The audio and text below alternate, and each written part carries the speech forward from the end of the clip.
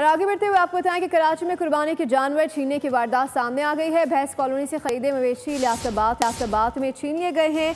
Car सवार मुलजिमान ने वारदात की। सीसीटीवी फुटेज मंजरेआम पर आ गई। शहरी ट्रक में 3 मवेशी औरंगी टाउन की जानिब ले जा रहा था।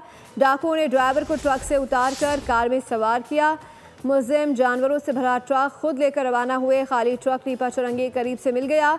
शहरी का पुलिस को बयान, छीने गए मवेशियों की मालियत 6 लाख रुपए से जायद थी। अपडेट करें, शहरी ट्रक में 3 मवेशी औरंगी टाउन की जानिब ले जा रहा था। डाकुओं ने ड्राइवर को ट्रक से उतार कर कार में सवार किया।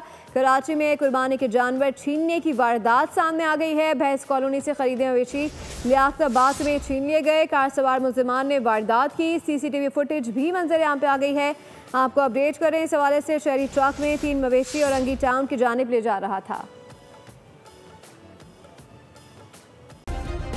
सब्सक्राइब करें और बेल दबाएं ताकि कोई खबर रह न जाए।